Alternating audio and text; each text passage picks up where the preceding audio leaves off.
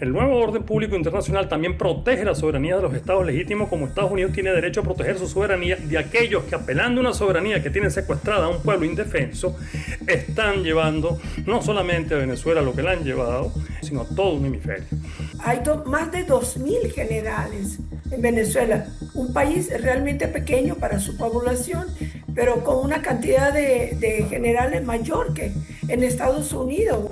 Una cosa es el tiempo del anhelo, el tiempo del deseo, que no siempre coincide con el tiempo estratégico para poder llevar a cabo una operación de estas características. Ahora, el silencio y el sigilo tampoco se deben confundir con la inacción. Yo sé que en Venezuela las cosas pasan despacio, que hay mucho anhelo, pero que al mismo tiempo, por lo que he podido recibir, la gente está como que en veremos, como ¿qué pasará? ¿Será cierto o no será cierto? Cuéntanos cómo se ha ido moviendo estas últimas horas. Bueno, con mucha incertidumbre. Los venezolanos están ansiosos por un cambio realmente, ¿no? Y entonces esto se ha convertido en una larga espera. Ese tic-tac realmente es desesperante para los venezolanos. Cada uno que yo veo me dice, pero ¿cuándo? ¿Cuándo? ¿Cuándo se va a producir este cambio? No lo sabemos. Y entonces, claro, están muy nerviosos los venezolanos, pero de todos los sectores, tanto del chavismo como de la oposición. Y los que están en el medio también están ansiando esperar y no se produce. O sea que hay una inacción. Vemos como si Donald Trump, el presidente Donald Trump, está muy indeciso porque sus lugartenientes militares dicen que ya están listos para una acción militar. Pero esa acción militar se aleja cada día más, ¿no? No sabemos cuándo se va a producir. Las condiciones aparentemente están dadas como para que se produzca la actuación militar de Estados Unidos, pero todavía no ha sido posible. Entonces, no sabemos qué es lo que está esperando Estados Unidos. Mira, yo Y mientras tanto tenemos... voy a poner una cosa en la mesa y lo vamos a comentar también con Orlando, porque ves, en esa respuesta está precisamente mi punto. A veces el deseo que uno puede llegar a tener de que las cosas se produzcan no coinciden con esa tormenta perfecta que se tiene que dar para una operación de estas características, porque ¿qué pasaría? Y ahí voy a poner algo sin bola de cristal, sin nada oficial, pero es simplemente una sugerencia. ¿Qué pasaría si eso que sus lugartenientes le comentan, de que se ha dado el momento perfecto para que se pueda intervenir en Venezuela, no depende solamente del momento, sino de la decisión que puedan tener algunos generales o algunos altos mandos del ejército venezolano, que son, vamos a ponernos en esta hipótesis, los que podrían dar ese paso para que eso ocurriera? Porque ya hemos visto con el tiempo, Ludmila y Orlando, que esto no va a ser una invasión convencional, si no ya se hubiera producido. Aquí hay unas labores de inteligencia y una misión muy estratégica que se está llevando a cabo desde esos buques que vemos en el Caribe, que están recopilando información, y dentro de Caracas, donde hay también grupos que están operando para que se sepa exactamente cuál es ese momento perfecto. ¿Qué pasaría si esos militares hoy dicen, me atrevo, y mañana dicen, ¿sabes el qué? No, todavía no me atrevo porque no veo esta condición. ¿Qué pasaría si ese fuera el veremos? Bueno, una gran frustración, pues.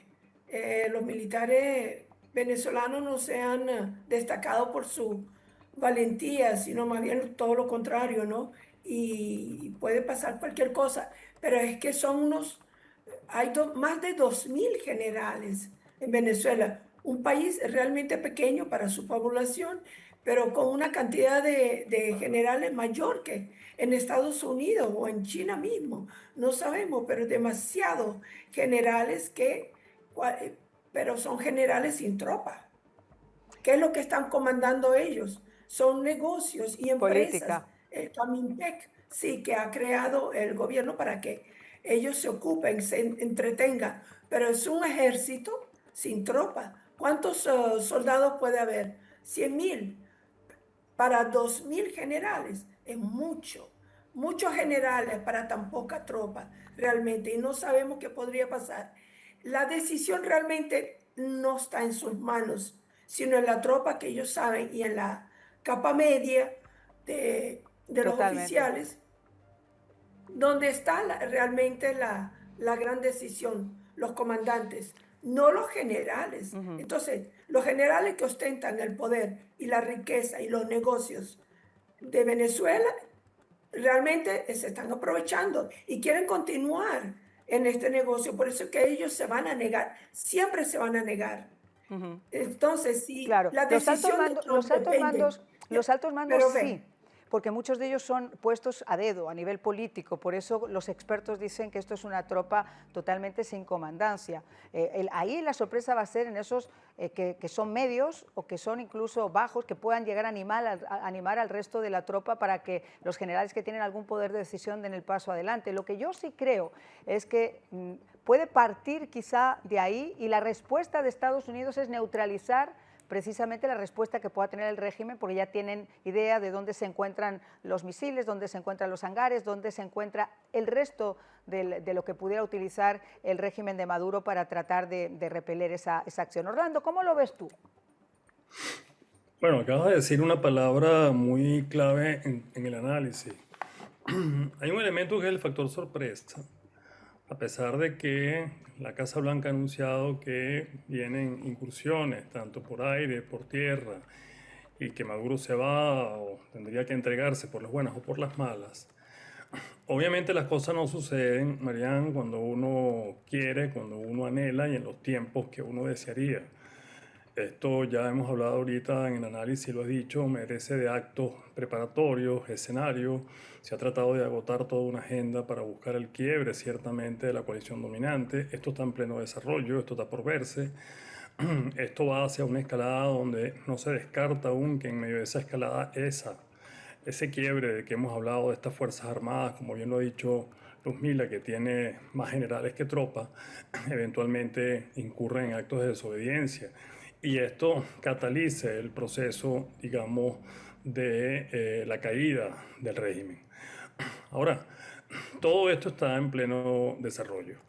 Venezuela está a la espera ciertamente de que esta intervención, que no es masiva, que no es una invasión, que son actos que han llamado de inteligencia encubiertos, tenga éxito. Porque hay algo que quiero terminar aquí en el análisis, Marian. Trump no se puede permitir una sola derrota en todo esto. Ajá. Y esto es muy importante. Estoy de acuerdo contigo, Orlando. Creo que has puesto a mar la guinda en el pastel. No solamente no se puede aceptar una derrota, sino que se va a tratar de minimizar al máximo tanto los daños materiales, pero sobre todo los personales que pudiera conllevar todo esto. Por eso quizá esto, como muy bien estás diciendo, el factor sorpresa. Además, esta administración se caracteriza porque si te dice que va a ser 24 horas, va a ocurrir en 2. Y no te lo van a avisar tampoco. Ahí justo coincide el éxito de una operación, no avisarte y que la gente no sepa cuándo se va a producir. Cuando más sigilo haya es quizá el momento que Estados Unidos puede utilizar para hacer esto. Ahora quisiera preguntarte sobre Alfredo Díaz, porque obviamente la oposición ya ha comentado en innumerables ocasiones, tanto el helicoide como otras prisiones llenas de presos políticos. 7 han fallecido ya, según la oposición, en este año. Cuéntanos un poquito sobre Alfredo Díaz, y al final han tenido que admitir el propio régimen que es cierto que murió en sus manos. Bueno, sí, no solamente son 7, ciertamente en el último año, sino más de 20 en los últimos 5 años, y el contador en marcha. Muy lamentable la muerte de otro venezolano inocente, un líder político con un gran futuro brillante, un hombre de buen corazón que fue edil, que fue alcalde, que fue gobernador de Acción Democrática, un venezolano que soñaba con una Venezuela mejor y que apenas a un año de su secuestro, de su desaparición forzosa, pierde la vida. Como repito, han perdido la vida más de una veintena que han estado en custodia del régimen. Esto lo que viene a confirmar es lo que ya quien te habla tiene más de 3.000 incidencias de persecución política. En Venezuela se conocen no menos de 18.000 casos de persecución política, entre ellos quien te habla. En Venezuela existen miles de jóvenes asesinados por las hordas chavistas y los grupos de liberación popular. En Venezuela es casi que rutinario la puerta rotatoria, las desapariciones forzosas, el encarcelamiento a capricho y las torturas. Esto viene a etiquetar, digamos, un régimen que no le bastó ser narcoestado y no le bastó ser narcoterrorista, sino que además es un sempiterno violador de los derechos humanos, perpetrador de crímenes de lesa humanidad. Y aquí quiero llegar rápidamente a un punto que es un punto sobre algunos analistas que de pronto están diciendo que todas estas acciones que se están celebrando en el Caribe, que los misiles que se han lanzado contra lanchas de circulación de narcotráfico, que todo esto rompe el orden internacional. Señores, el orden público internacional va hacia otro nivel. El orden público internacional ya sabe a estas alturas del juego que no se puede continuar con la diplomacia de retórica, de escritorio, de palacio que es de espacio. El nuevo orden público internacional también protege la soberanía de los estados legítimos, como Estados Unidos tiene derecho a proteger su soberanía de aquellos que, apelando a una soberanía que tienen secuestrada a un pueblo indefenso, están llevando no solamente a Venezuela lo que la han llevado en términos de crímenes de lesa humanidad, narcoestado y narcoterrorismo, sino a todo un hemisferio. Entonces, aquí existe también en materia de orden público internacional un principio que es el principio de la proporcionalidad y los derechos igualmente de los países a proteger su propia seguridad. Y hacia eso está apuntando lo que se denomina la doctrina Trump. Pues mira, no aportaría ni siquiera una coma a lo que acabas de comentar, y sobre todo una persona como tú, que hemos comentado en innumerables ocasiones. Tú has sido uno de los que ha ido a la Corte Penal Internacional, el que llevó la causa de las muertes en Venezuela, de los abusos sistemáticos del régimen venezolano, y que has tenido además que aguantar durante tantísimos años que se le fuera dando cabida pero carpetazo en esa diplomacia, entre comillas, que no es efectiva para nada, porque mientras la inacción estaba ahí, los muertos seguían sumándose. Orlando, siempre habíamos hablado que quizá con un cambio dentro de la Corte Penal Internacional esto pudiera llegar a mejorarse, pero tampoco fue así. Esto requiere, obviamente, una situación como la que se está viviendo ahora. Sin duda alguna, esto que se está viendo en estos momentos en Venezuela es inédito, Mariano.